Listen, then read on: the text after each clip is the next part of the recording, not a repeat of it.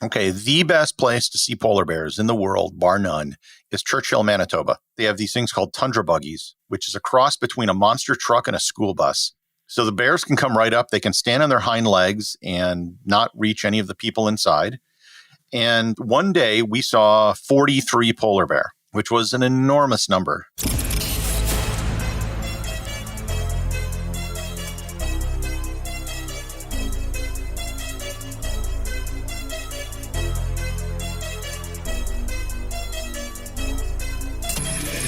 This is the Maverick Show, where you'll meet today's most interesting real estate investors, entrepreneurs, and world travelers, and learn the strategies and tactics they use to succeed. And now, here's your host, Matt Bowles. Hey everybody, it's Matt Bowles. Welcome to the Maverick Show. My guest today is Gary Arndt. He is one of the top digital travel influencers of the last decade. He's one of the most awarded travel photographers in the world, and his travel blog, Everything Everywhere, was named one of the top 25 blogs in the world by Time magazine. Originally from Wisconsin, Gary was one of the top competitive speakers and debaters in the United States for both high school and college. He then built and sold a 7-figure business and eventually began traveling the world.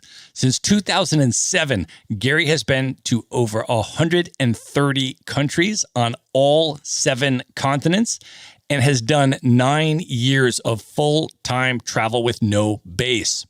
He has visited over 400 UNESCO World Heritage Sites and nearly every national park in the United States and Canada. Since 2009, he has been the co-host of This Week in Travel, an award-winning weekly podcast that covers travel industry news. And Gary now writes and produces a daily podcast called Everything Everywhere Daily History, which features unique and interesting stories about people, places, and things from around the world. And oh, by the way, he grew that to over 100,000 monthly downloads in the first year. Gary, welcome to the show. Thanks for having me.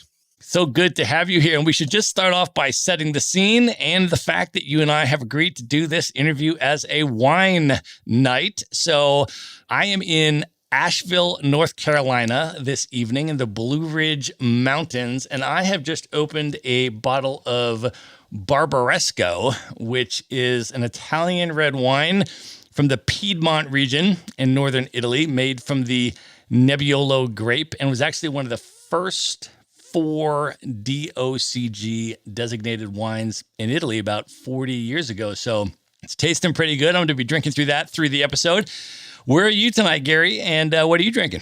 I am in northeastern Wisconsin, and I am drinking a bottle of 2016 Cherry Blossom Pinot Noir from Napa, California. And I had a big box of wine because I'd always get these free bottles from everywhere I would travel. And they just kind of piled up. And I'm drinking this because it had a twist on cap, and I couldn't find a bottle opener. I love it, man. Well, let me just start off out of the gate since we opened this up with wine. What is your best travel wine experience, either a vineyard or some type of experience you've had in a wine country around the world? What comes to mind? Oh, there's a couple. As far as vineyards, believe it or not, there are some actually really good vineyards in the south of Switzerland. It's probably not well known as a wine region, but if you're on the north side of the lake, it gets the sun because it's in the south. It's actually really good. And there's a whole wine region around there. They actually have a wine festival that they hold only once every 20 years. And they just held it. Well, they were supposed to hold it last year, but I don't know what happened with that. That's a really interesting area. The best wines I've ever had would probably be either in Margaret River. I visited a winery there, and they let me taste a Chardonnay they had. It was like a $100 bottle of wine. It was their high-end thing. It was really good. And then there's also a varietal that you can only find in the Basque region of Spain called Chocolate. And you can't really find it anywhere because they don't export it. It's only consumed within that region. And it's what I use every time I have a sommelier at a restaurant and I want to stump them. I see if they even are aware of it.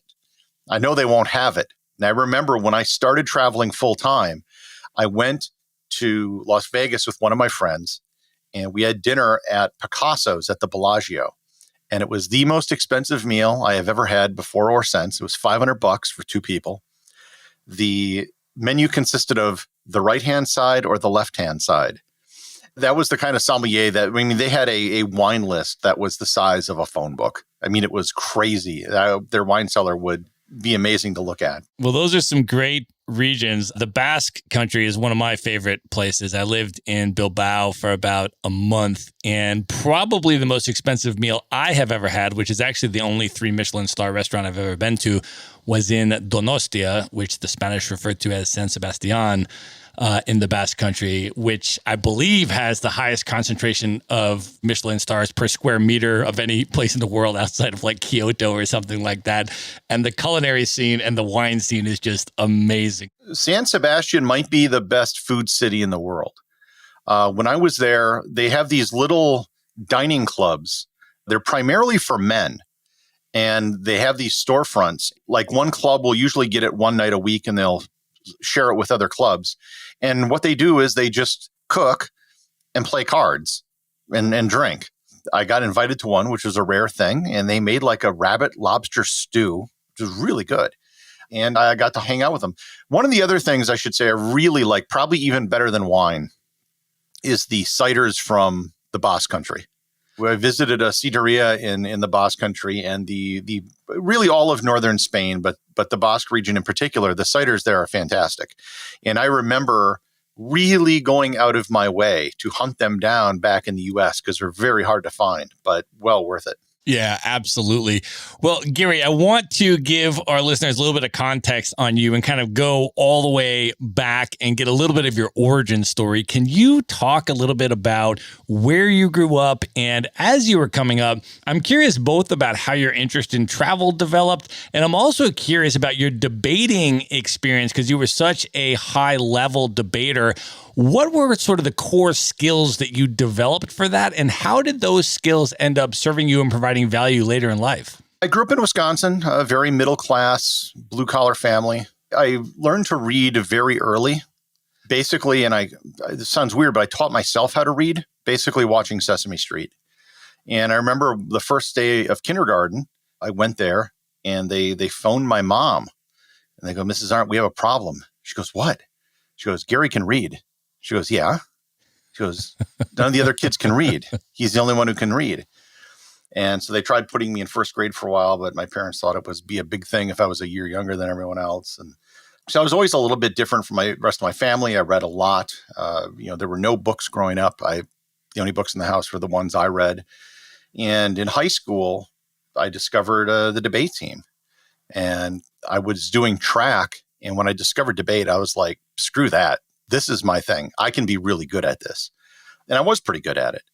And most people aren't familiar with academic debate. If you actually go see some YouTube videos of like the finals of the national debate tournament in college, it's something that you probably won't understand, mainly because they're talking so fast. But I also did an event in high school called extemporaneous speech. It was one of the top 10 in the country. What that is you pull a question randomly, and you have 30 minutes to prepare a 7-minute speech. And I did foreign extemp, which meant that it was always questions about foreign policy, foreign relations, what was happening in other countries, things like that, there's two different types, foreign and domestic, and foreign's kind of considered the more superior one in the same way that the Senate is kind of superior to the House. I was recruited to do debate in college. I went to Macalester College, who had won the national tournament. The 2 years prior to me arriving, my coach was the first national champion, actually, back in 1946, actually, when he got back from the war. Had a pretty successful career. And when that was done, I coached for a few years back in high school. And then I had a friend call me up and he said, "Hey, there's this thing you should check out. It's called the World Wide Web." I remember seeing my first web page. It was on a 9600 dial-up baud modem. And he slowly pulled up this web page from the Library of Congress, and it had pictures and a formatted background and fonts, which was not what you're used to seeing at the time, right? It was just all kind of block text and stuff like that. I ended up moving up to the Twin Cities.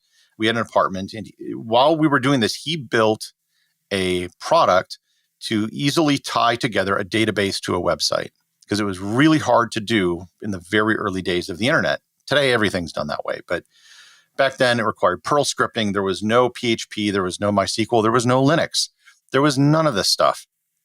And so it was an expensive proposition. You had to get a copy of Oracle if you wanted to use the database, which was like 20 grand. And Microsoft was coming out with this new thing called Windows NT, which would be a low-cost server. You could put it on a normal computer. You could get a cheap database like Microsoft Access. Really changed everything. And this product was called Cold Fusion. It still exists today. It's owned by Adobe. And as he was building this, he had companies coming to him saying, we would like to have our website running this. Well, he didn't want to get into the business of actually doing websites. He wanted to focus on the product. So he asked me, like, do you want to do this? So I'm like, sure. So I started building these data-driven websites. And next thing you know, we had another and another. And I had a friend, so I hired him. And he had a friend, and I hired him. And fast forward 4 years later, we're doing these big data-driven websites for newspapers, financial institutions. I had 50 people working for me. I was 28 years old. And I sold the business to a big international company. And they didn't have me run the business that I created. They put me in a different office with no one above or below me in the org chart with really nothing to do. And they're paying me six figures to do this. So I would show up at around 10 a.m. every day, made it very obvious that I was there, say hello to everyone, be kind of loud. I would surf the internet for 2 hours. I would then go to lunch and not return. And some of the easiest money I ever made, that's for sure. And after that, I started a couple other companies. It was a horrible time because of the dot-com bubble burst. Decided to go back to school for a few years, studied geology and geophysics, and decided I did not want to pursue a career in academia. I didn't really like the environment. I enjoyed learning, wasn't really a great researcher. And then I hit upon the idea of traveling around the world. And I thought, yeah, I could do this. I got money saved up. I don't have a wife or kids. There's no reason why I can't. So that's what I did. And I know that you started off spending a lot of time in the Pacific Islands, and I would love to hear a little bit about that experience, both in terms of it being your initial region of your world travel and also tips that you have for folks in traveling those areas, because I know you've been to a lot of places out there that not that many travelers go to. So I'd love your reflections on it for you personally, and then also your tips for people that want to travel that region. Yeah, basically my plan was to go west. That was the plan. So I started in Minneapolis, rented a car, drove to Dallas, took a train to LA, flew to Hawaii, spent 2 weeks there, learned how to scuba dive in Maui, and then ended up going to Tahiti, Easter Island, the Cook Islands, New Zealand, Fiji, Samoa, Tonga, American Samoa. And I was the kind of guy that would read the encyclopedia growing up or an almanac. And I always read about these places. I knew their names, but I didn't know anything about them. They were just specks on a map. So I wanted to go see that stuff myself. And also, it can be one of the more difficult parts of the world to travel in, simply because flights can get changed. For example, all of the the only time I ever bought a guidebook in my life was for this stage of the trip. And most of the information regarding flights was all wrong. No fault of the author. Airlines went out of business and they stopped doing stuff. So that was a little bit challenging. And yeah, not a lot of people go there simply because of the distances involved. They think of all islands with white sand beaches as being kind of the same. So if they can go to the Caribbean or they can just go to Hawaii, why do they need to go to Samoa? And a lot of these places also don't, well, at least at the time, and I'd still say it's the case, especially in like the Micronesia region, they don't have the infrastructure for tourists. They don't get a lot of people that come. I think Micronesia gets maybe 10,000 visitors a year. And the vast majority of those, I think, are coming from Guam. And they're there on business issues for the military, government stuff, not tourism. So it's definitely a worthwhile place to go. It's definitely not overcrowded unless you're going to Tahiti. And it can be kind of expensive to get around, but it can be done affordably as well if you're willing to not go to Bora Bora. Well, one of the experiences that you have had that I want to hear about is that you swam in the Jellyfish Lake in Palau. And I should also just sort of preface this by saying as well for folks that some days I feel like I'm reasonably well-traveled because I've been traveling full-time for 8 years. And then I go to your blog, Gary, and I don't feel like I'm well-traveled at all. Although your blog has helped me to sort of identify a number of bucket list items that I would like to put on my list and start to plan on how I'm going to do them. One of which is to swim with the jellyfish in Palau. Can you explain a little bit what that experience was like and how someone would go about doing that? Surreal. Palau is a very small country, probably the best scuba diving I've seen anywhere in the world. And they go out of their way to protect their marine environment more than any other country by a wide margin because that's their economy. It's tourism based on diving. Some of the islands in Palau have lakes in the middle of the island, and these lakes are fed with seawater that filters through the cracks in the limestone.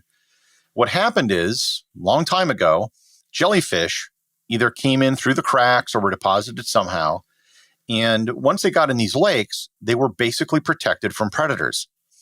And so they basically evolved away their stingers. So they are about this, the biggest ones I'd say about the size of your fist, from the size of your thumb the size of your fist, and there's tens of thousands of them, and they basically just hang out in this lake all day following the sun. And you don't scuba dive, it's just snorkeling. You can just see them all pretty much close to the surface. And I grew up in Wisconsin. I never saw saltwater till I was 21. So I don't know any better. So I just jump in and start swimming around. Most of the people with me were from Australia, and they grew up terrified of jellyfish, because they got like box jellyfish and stuff in Australia, and those things can be really nasty. So they're all showing trepidation and getting in the water, and I'm just swimming around, the dumb American who doesn't know any better. Turns out I was right. There's no danger to them, but it's a very surreal experience. And there's a lot of videos you can see on YouTube taken from the jellyfish lake. And I think there are actually some in Indonesia as well that don't get as much publicity as the ones in Palau. But it's definitely something that you should do. And if you do scuba dive, Palau has to be on your list. It's not cheap. It's one of the more expensive places to scuba dive, but well worth it. What other, I know you're a diver, what other scuba dives would you tell people to put on that list? Because I got certified and I have just intentionally to go to like really epic places, right? So I've done scuba diving with whale sharks in Thailand, and I've done scuba diving in the Galapagos Islands, but I haven't really extensively done it around the world. I'd love to hear what have been your sort of top dives that you'd put on people's radar. Palau would have to be at the top of the list. I did it off the shore of Lanai in Hawaii. They have some pretty neat caves that are well worth it.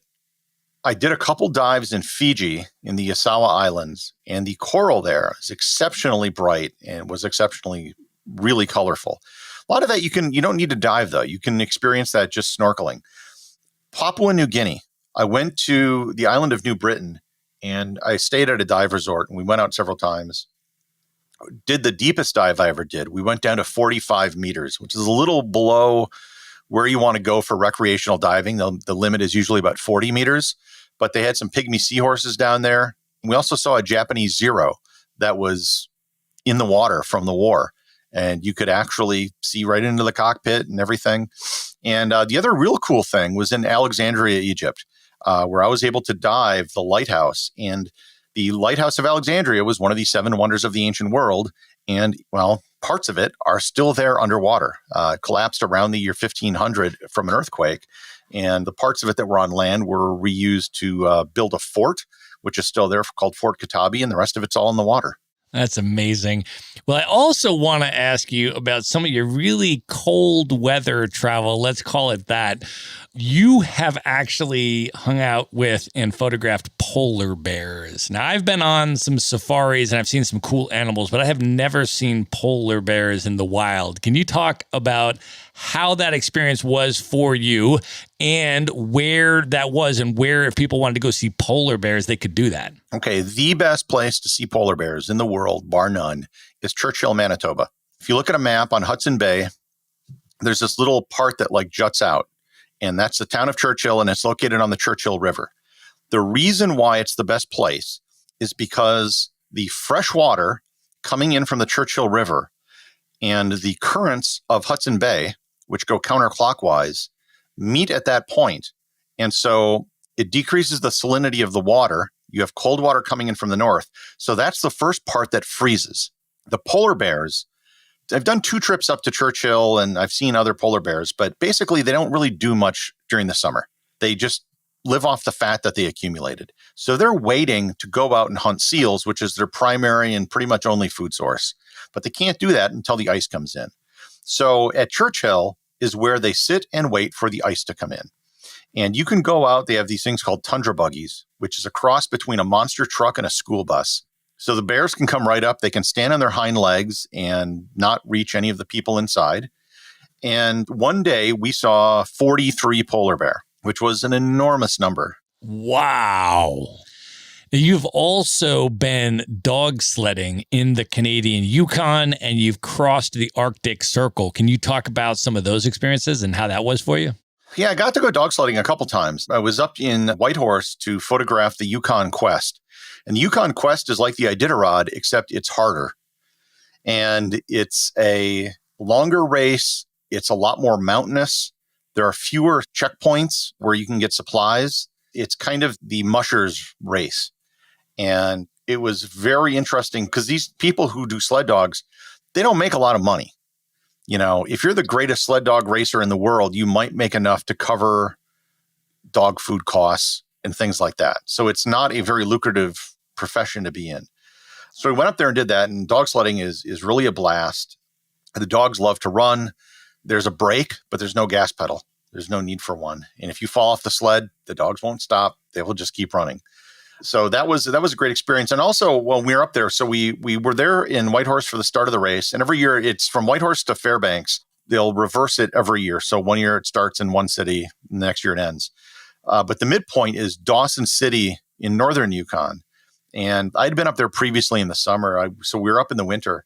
And there's a mandatory 48-hour layover that all the teams have to have. So when they check in, that's when the clock starts, 48 hours. It's an opportunity for the mushers to sleep and for the dogs to get rest, to get fed.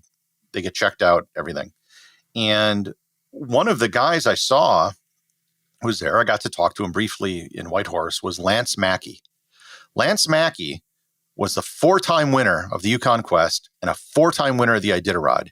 And he is the only person to have ever won both races in the same year, and he did it twice. People thought it impossible. Well, the year I was there, he had to drop out because his dogs got injured. And I have never seen anyone so depressed in my life at the bar, just getting hammered and shit-faced because he felt so bad of having to drop out. And also, these people, their only friends, a lot of them year-round, are these dogs. They live in the middle of nowhere in Alaska or up in northern Canada, and it's the dogs that are their companions. So if something happens to them, they really take it personally. Wow.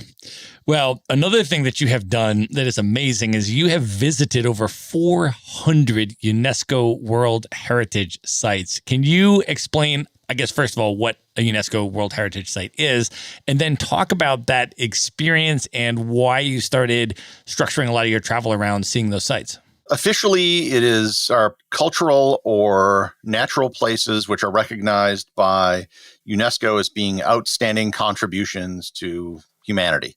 Unofficially, the way I describe it is it's the Hall of Fame for national parks and historic sites. So there are 426 or 7 sites in the national park system right now, and there are 22 World Heritage Sites in the U.S., to put that into perspective. And early on, when I started my travels, I went to Volcanoes National Park in Hawaii, and I saw a sign that said it was a UNESCO World Heritage Site. Well, I didn't know what that was. So I got home that evening, went on my computer, looked it up. I go, well, I'm going to be going to Easter Island. That's a World Heritage Site. And then I was in New Zealand, and I said, well, they have 2 World Heritage Sites. So maybe I'll go stop and see them. So on the way, I stopped at one, Tongariro National Park, and then I went to Milford Sound, which was another.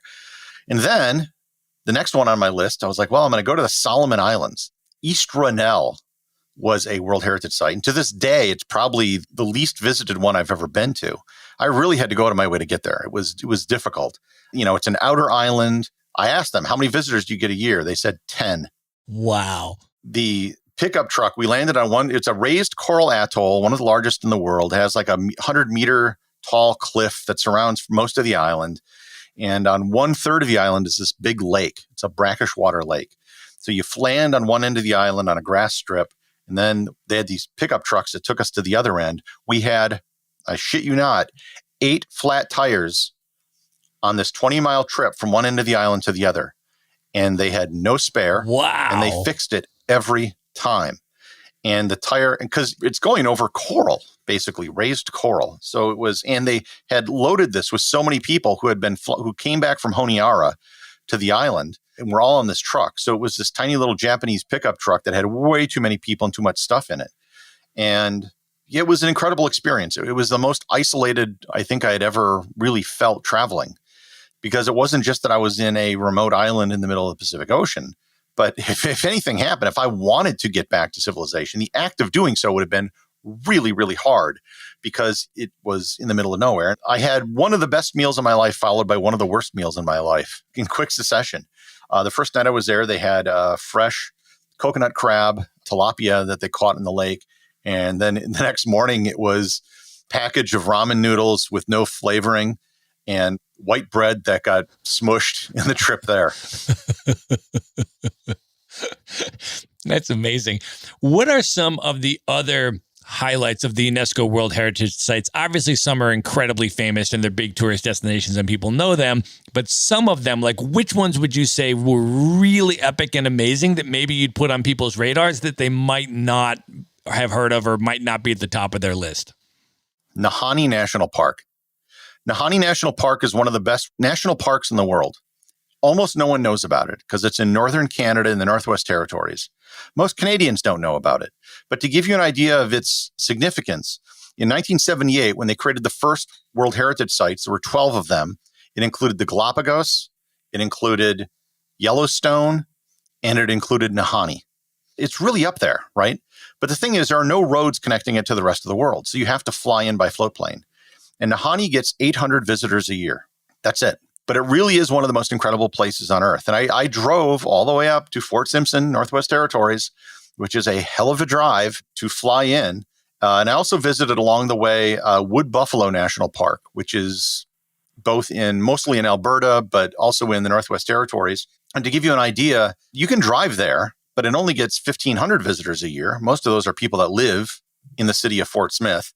It's the second largest national park in the world by area, second only to a site in Greenland. And when I was talking to the people at the tourism board in Alberta, I was the first journalist that ever wanted to go there. Even though this is one of the largest national parks in the world, no one cared to go. Wow. Yeah. And a lot of my travels, I end up going to a lot of these places that are kind of out of the way. And I'd say 90% of the time, it's a pleasant experience. I discovered something that I didn't know about. Just going there because it's a UNESCO site. There are some duds, but for the most part, it's brought me to places that I probably never would have known to visit before. So Nahanni National Park, we're definitely going to link all these up in the show notes, by the way, so folks can just go to one place and check out your recommendations, Gary. Any other UNESCO World Heritage Sites that we can put on that list as well that you'd encourage? Maybe they're less famous or less well-known, but you'd say people should definitely see them? Sukhothai is one. A lot of people go to Thailand. They go to Bangkok. Maybe they go to Chiang Mai. They go to Phuket. But between Chiang Mai and Bangkok is Sukhothai, which is the former imperial capital of the Kingdom of Siam. And everyone skips it over. And it's great. I would say it's like if you've ever been to Angkor in Cambodia, it's smaller, but it's nicer. Like they keep it up. They mow the lawn. You can rent a bike. It's a very pleasant experience. Lots of temples all over the temple grounds for you to see. And so many people never bother to go there. The town of Padua in Italy. It's a 20-minute train ride from Venice. Everybody goes to Venice. Nobody goes to Padua. It has the oldest botanical garden in the world. It has the largest public square in Europe. It has a huge cathedral with the remains of St. Anthony. And it has the Scrivingi Chapel, which is one of the greatest works of art in Europe. And no one bothers to go and no one knows about it.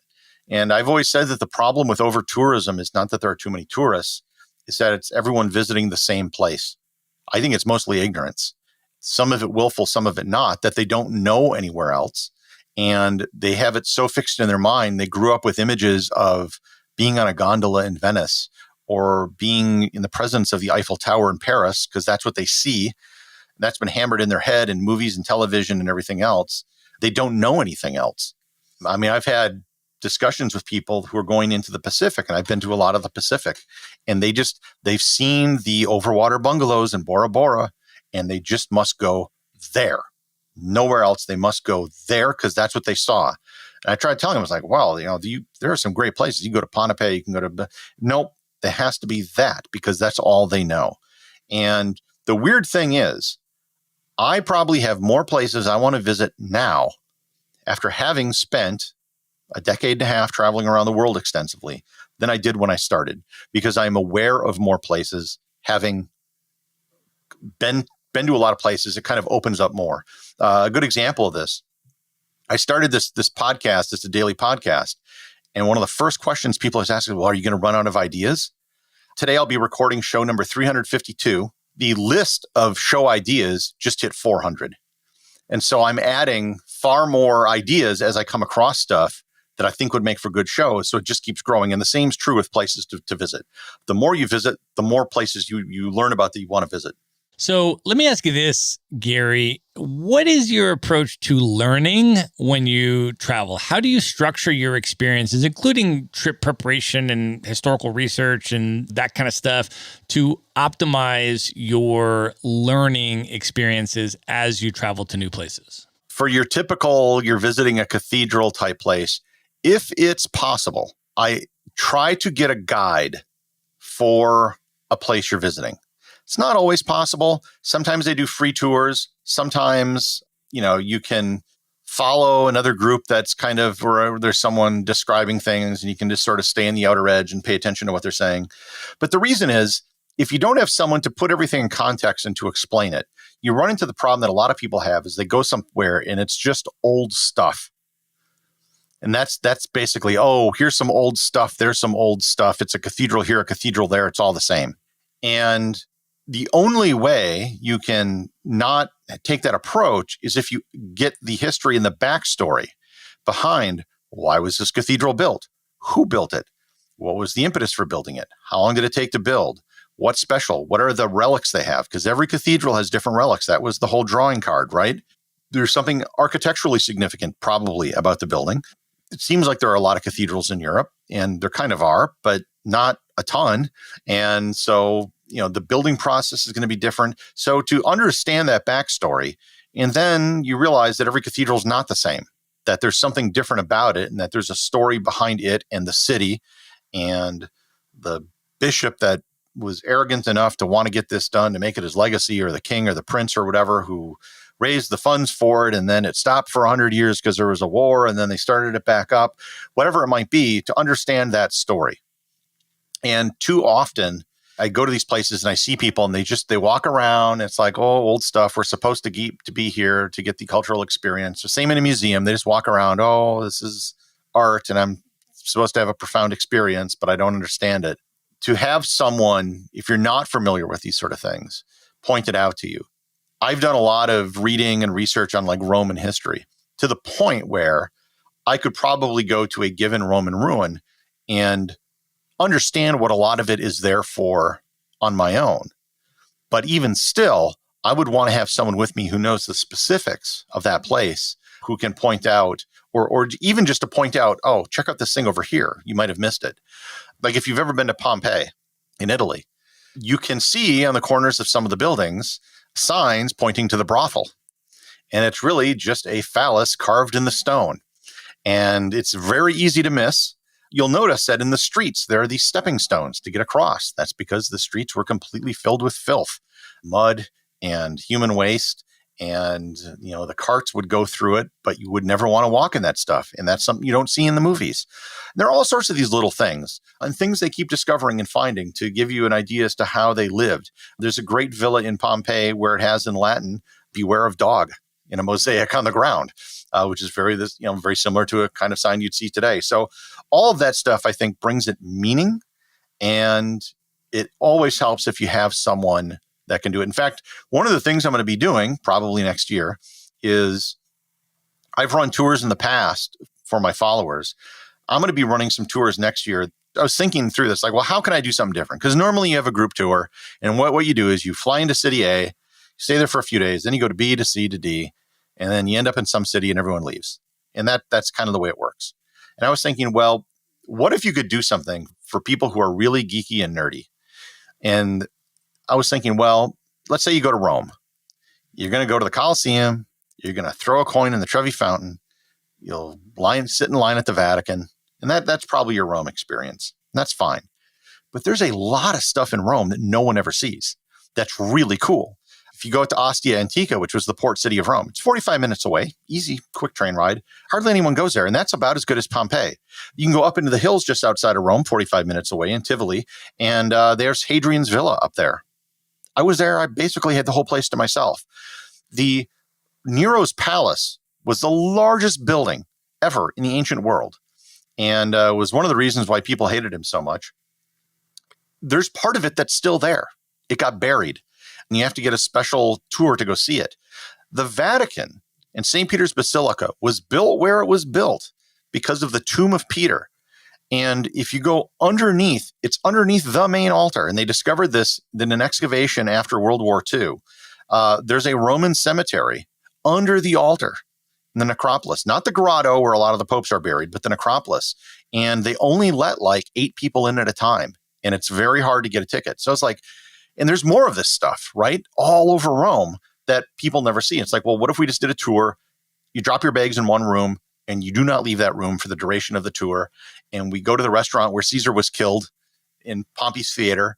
And we can actually see all this stuff. And we can get guides who are PhDs in history or art history and really have this explained. So that's what I think I'm going to be doing going forward, is leading those kind of tours. That is awesome, man. So, Gary, when you reflect back on all of your travels since 2007, what would you say are the main ways your travel experiences have impacted you over the years?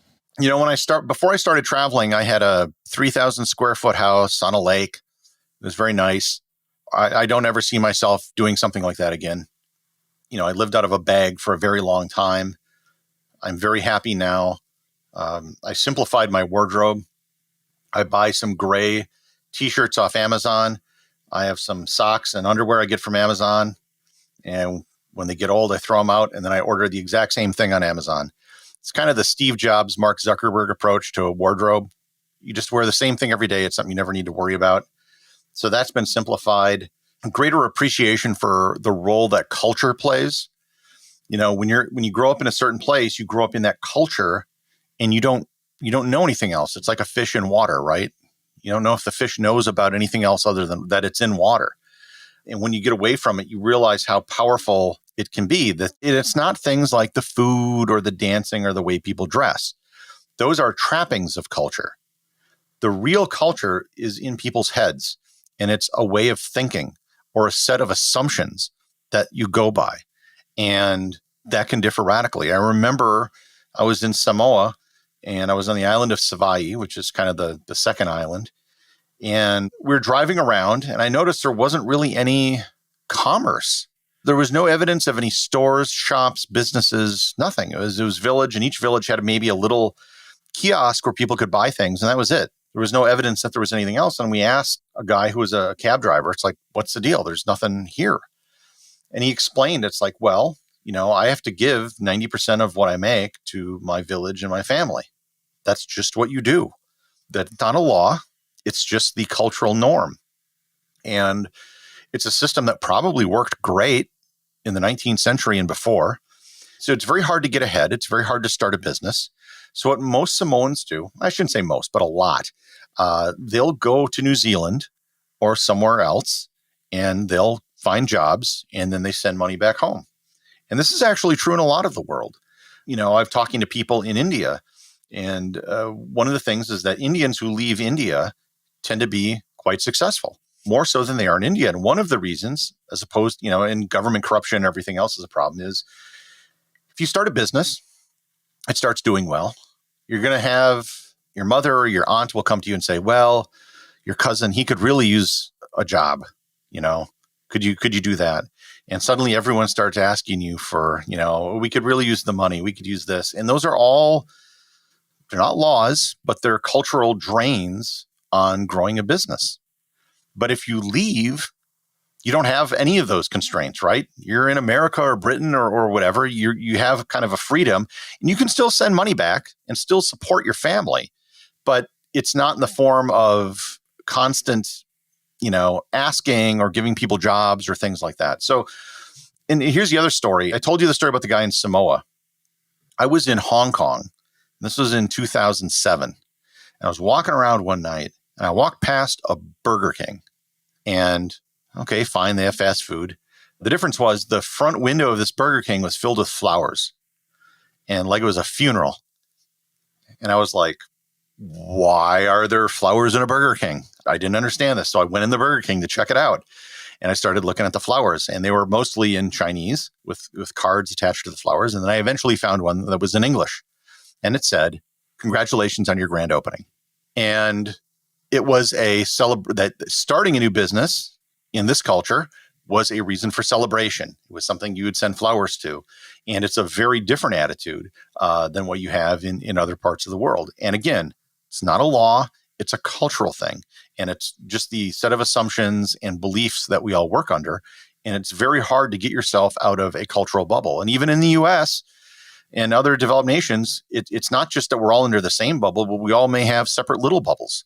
That there's entire parts of the country that don't talk to each other, and they live under their same set of beliefs, and they don't communicate with other people. And getting out from that can be really difficult. And I think that's one of the biggest advantages of traveling. Now, Gary, you have spent time in a lot of very different and diverse cultures over the years. What tips do you have for travelers on sort of the travel ethics of going into other cultures, how to be a more thoughtful and respectful traveler?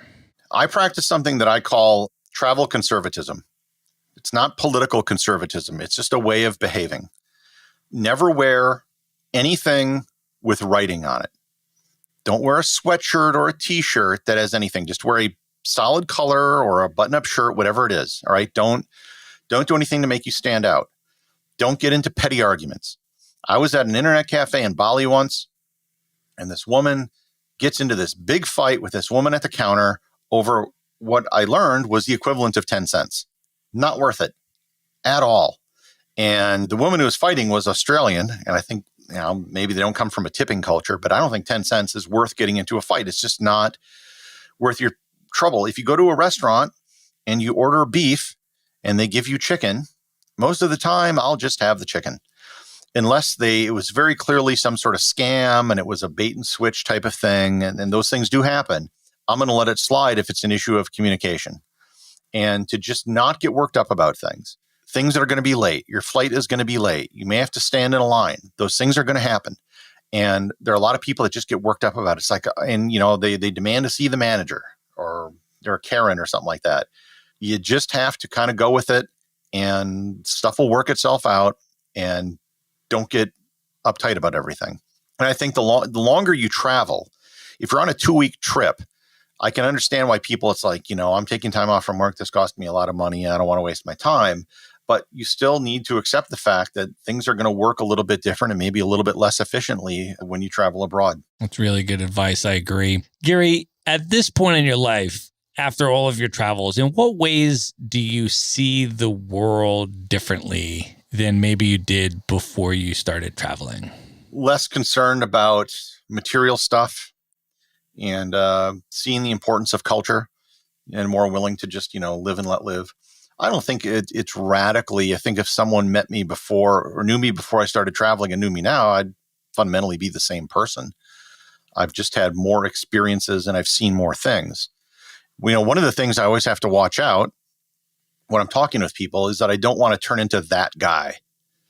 Right? You're having a conversation about something. It's like, well, actually, when I was in Botswana, and you come off like a pretentious douchebag. And I found myself doing that a lot because at one point when I came back, that was all I had done for a decade. And so the only things I had to talk about were these things. And I realized, well, I'd be talking to someone, they have no idea. And just constantly bringing this stuff up was a little bit annoying. So I kind of actually learned to shut my mouth in a lot of cases as well. And a shocking number of people just don't care. So I learned that as well.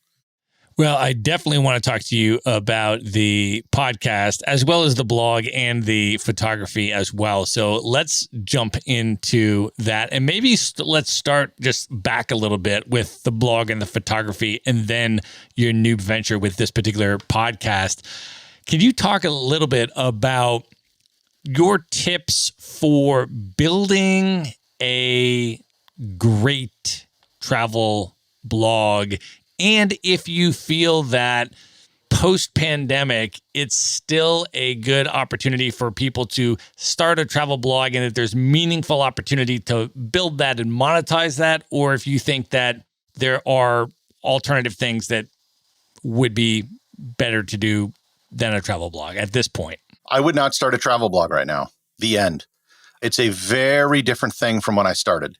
Facebook and social media and Google have basically killed travel blogging. All travel blogging is now is SEO.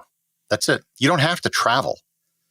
In fact, one of the most successful travel websites out there right now is nothing more than machine-generated keywords with 15 things to do in X, 15 things to do in Y, 15 things to do in Z. And if you go to the front page, that's all it is. Every article, exactly the same.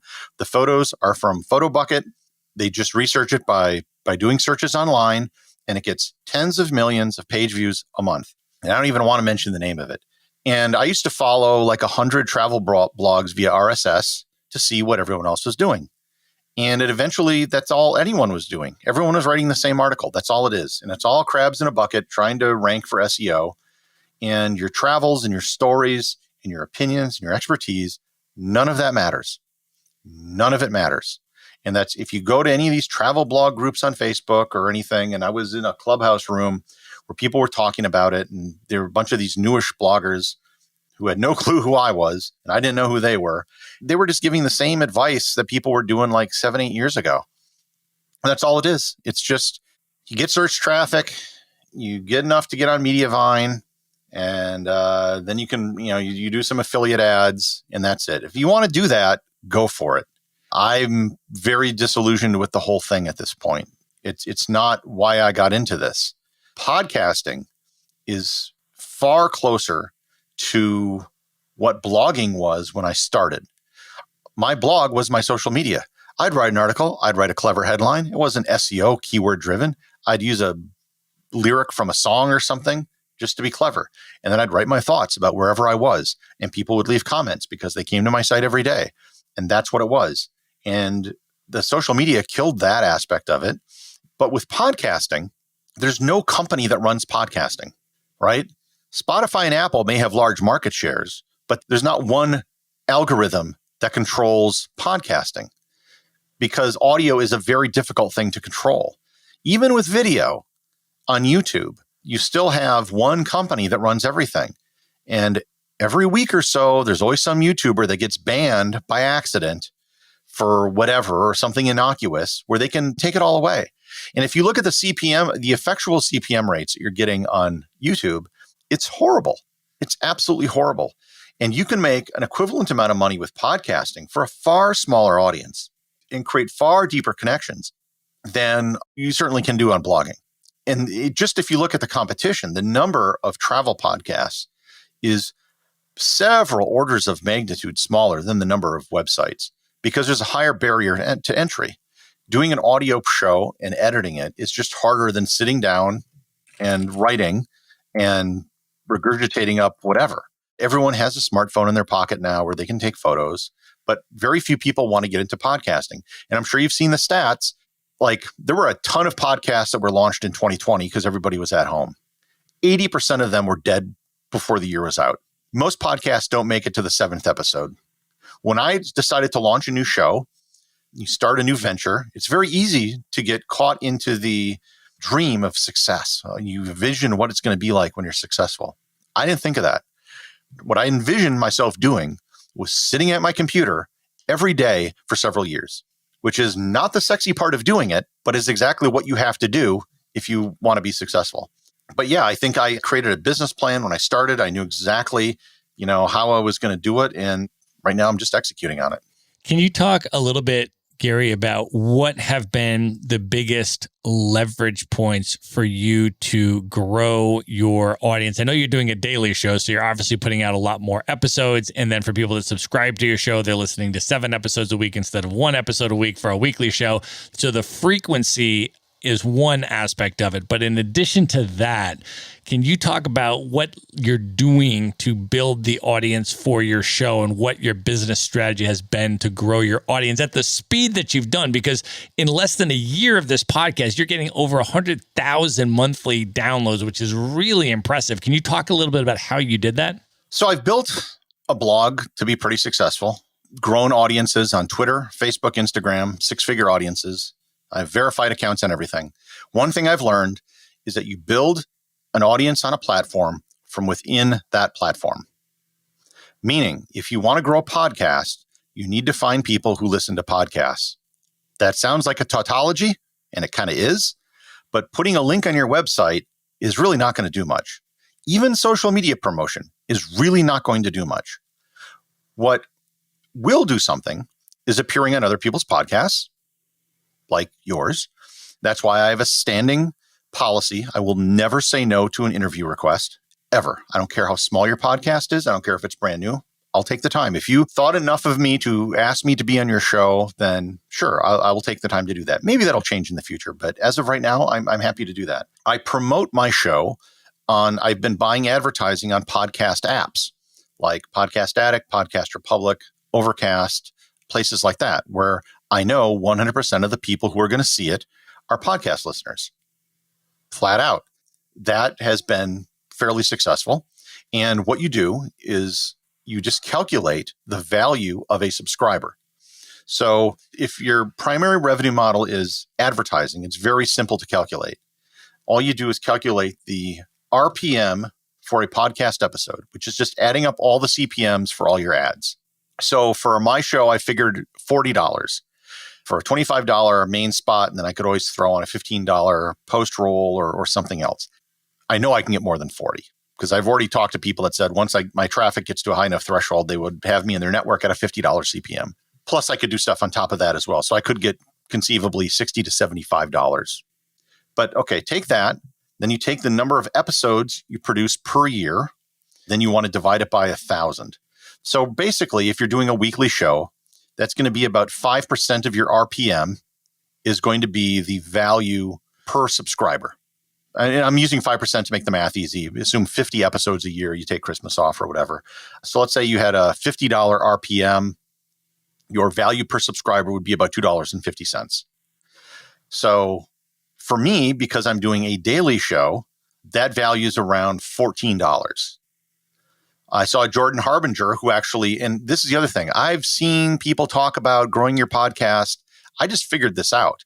And then all the people who talk about podcasting, I've never heard anyone mention this. Yet it's the people that, surprise, actually have big podcasts when I've heard them do interviews, and they all know the number that's the value of their subscriber.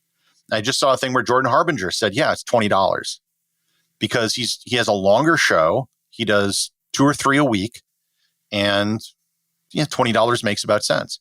So when you're then buying advertising, you want to be able to convert. I can get new subscribers somewhere between 50 cents to $2. So I can get a $14 subscriber for $2. Well, I can do that all day. There's a period when you're first starting out, however, where you're in kind of a no man's land where no one wants to sell you advertising until you get to a certain threshold. So there is an investment where you're not going to see a return immediately. And that's fine. It's just like any other business, right? You start a restaurant, you have to buy tables and a kitchen and all this stuff before you open the doors. And it's not an enormous amount of money. You could probably get to that escape velocity of like 5,000 listeners per show or something, spending about $5,000 maybe in promotion. And I'm also experimenting with Reddit ads. I'm going to start experimenting with Quora. Who knows what Facebook's going to be doing? They just launched some stuff. But basically, I'm searching for people who I know are podcast listeners. And going forward, I may end up buying ads on other shows where I think there's going to be a similar audience, either putting an ad for my show in the ad slot or maybe a full feed drop where they put an episode of my show in their feed for a few days before they delete it. That's the secret. And if you look at what the major networks do, like Wondery and iHeartRadio and stuff like that, they launch a new show by promoting it on their other shows. They promote their podcasts on podcasts, and it works incredibly well. And they are able to launch new shows out the gate with, many thousands, if not tens of thousands of new listeners by doing it off the backs of the other shows. And if you're an independent podcaster, you just need to work with other independent podcasters to do that promotion. That is awesome advice, Gary. I appreciate you breaking all of that down. Let me ask you one more question, and then we'll move into the lightning round and wrap this up. Can you talk about the significance of personal brand building? Because one of the things that strikes me that you have done incredibly successful is you have built a personal brand, and you have been able to transition from a social media platform to a blog to a podcast and all of these different things. Can you talk about any tips that you have for building an effective personal brand? Yeah, I guess if you're going to have a brand, it's just, everyone talks about authenticity. Yet so many of the people that talk about authenticity are just fucking fake. And you just really have to be yourself. If you're seeing what other people are doing and that's successful, and you try to do what they're doing because it's successful, you will not be successful because you're just doing what everyone else is doing. You cannot separate yourself from the crowd by emulating the crowd. And that is exactly what most people are trying to do. I see it all the time on Instagram where they see a photo does really well, and so they try to recreate that photo. Oh, the internally lit dome tent under the Milky Way photo, the my feet sticking out over the beach photo. They're all kind of the same, and there are certain tropes that work very well, and they just repeat these types of things because they see everyone else doing it, and they want the likes and they want the adulation, but I don't think they're necessarily going to get the respect. And we confuse popularity with authority and expertise. That is an awesome place to bring this portion of the interview to a close. And Gary, at this point, are you ready to move in to the lightning round? Let's go for it. Let's do it. The lightning round. All right. What is one book that has significantly impacted you over the years you'd most recommend people check out? Dune. And read it before the movie comes out if you haven't seen it.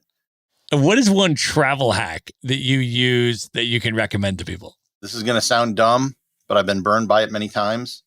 Always carry a pen with you when you fly. I can't tell you the number of times I've landed somewhere and you have to fill out some sort of, immigration card, and they don't have any pens, and they don't have any on the flight. And then you're stuck there, the last person to go through, waiting for some sort of pen or something to fill everything out. Just have a frickin' pen somewhere on your person. It'll save you a lot of problems. Agree with that. That's a really good one. Gary, who is one person currently alive today that you've never met that you would most love to have dinner with, just you and that person for an evening of dinner and conversation? Philip Glass, the composer. Awesome. He's in his 80s now. He had a fascinating life. He traveled the Silk Road. I'm a big fan of his work. I don't know if I'd actually want to meet him. I think you never want to meet the people you look up to because they're almost always going to be disappointing. But I think I would like to meet him sometime. I think that'd be great. Awesome. Knowing everything that you know now, if you were able to go back in time and give one piece of advice to your 18-year-old self, what would you say to 18-year-old Gary? Travel sooner. Don't wait so long. That's awesome advice, man. I love it. If I had started traveling right after I sold my business, I'd been doing this way before everyone else. I think you'd be a very different situation today. I probably waited too long to start doing it. Awesome. All right, Gary, of all the places that you've been now, what are your top 3 favorite travel destinations you'd most recommend people check out? South Georgia Island has to be number 1. Can't fly there. You have to take a ship. Usually it's on the way to Antarctica, but South Georgia is usually the highlight of the season for the Antarctica cruise. It's far better than Antarctica, even though Antarctica is kind of the sexy destination because it's a continent. South Georgia is actually, and everyone I know that's been there has kind of said the same thing. I'll go with number 2, Torngat Mountains National Park, because I already mentioned Nahanni. Torngat Mountains is in the northern tip of Labrador. Again, it only gets about 800 visitors a year. It's a national park that's run jointly with Parks Canada and the local Inuit community. There are fjords in the park. You can see polar bears. Just an absolutely amazing place. They have a base camp you can stay at in these little kind of geodesic dome huts. That's absolutely fantastic. And I've been told they actually have self-service out there now. So you can actually stay on your phone Oh boy, for the next one. Let's go with northern Ethiopia. The Tigray region has been suffering a conflict for the last year. Everything I've heard about it has been very bad. Lots of killings and murders, but it's a fantastic place to visit in Axum. The Danakil Depression, one of the lowest points on Earth in the East African Rift, one of the hottest and lowest places in the world. Almost died when I was there, but now that I know what I'm getting myself into, I could go back in a heartbeat now that I know what it entails. And Ethiopia is a up-and-coming country, I think. It's probably a little bit better off than a lot of parts of Africa. And I think with the new dam they're going to be building, there's going to be a lot of growth in Ethiopia over the next 10 years. So I think it's definitely an up-and-coming country. So I'll go with those. Awesome. All right, Gary, last question. What are your top 3 bucket list destinations, places you've never been that are currently the highest on your list you'd most like to see? I will go with the Faroe Islands. I have never been to Peru. So going up into the Andes and like Machu Picchu, that's kind of one of the big holes on my list. And I have technically been to the People's Republic of China, but I've been to Hainan Island and I haven't seen most of the country. So I've never been to Beijing. I've never been to the Great Wall. I've never been to anything really in China. So there's a whole lot to see in China and Russia as well. I've been to St. Petersburg, but I've not gone really anywhere inland. And the issue with Russia is just that the visa is such a pain in the ass that, I keep waiting for some sort of future change that could make that easier, but that never seems to happen. Well, I got a 30-day Russian visa in 2019. So I just got it in the U.S., went into the embassy, got the 30-day visa, and it was just a unbelievable experience spending 30 days in Russia. I split the first 2 weeks between St. Petersburg and Moscow. You know what St. Petersburg is like. Moscow is also unbelievable. And then the final 2 weeks, I took the Trans-Siberian Railway from Moscow across Siberia, went to Lake Baikal, went to the different Siberian towns, and then went down over the border to Ulaanbaatar in Mongolia. And then from there, we went across the Gobi Desert and all of that stuff. And there's so much amazing stuff to see in Russia. So the 30-day visa for Americans anyways is definitely the way to go. Other people can get longer visas, but it was completely amazing on every level. So all right, Gary, I want you to let people know at this point how they can find you, follow you on social media, connect with you, and check out all of your amazing content. I mean, first of all, your photography is completely epic and insane, and I want everybody to go check out your photographs from around the world. Check out your blog, and also for sure, listen to your new daily podcast, which I have really been enjoying. I mean, first of all, it's super interesting topics, and they're all completely different. So every day I never know what it's going to be, and it's always super fascinating and unique, and it's short. So it's maybe 10 minutes of time, and you learn a really substantive bit of history about something that's super interesting. So I definitely want folks to be able to come over and subscribe to your podcast as well. So how should people find you and come into your world? Wherever you are listening to this podcast, you can also listen to Everything Everywhere Daily. And that's really what I'm promoting. Other than that, you can find me wherever. I think I've posted 2 photos to Instagram in the last 6 months.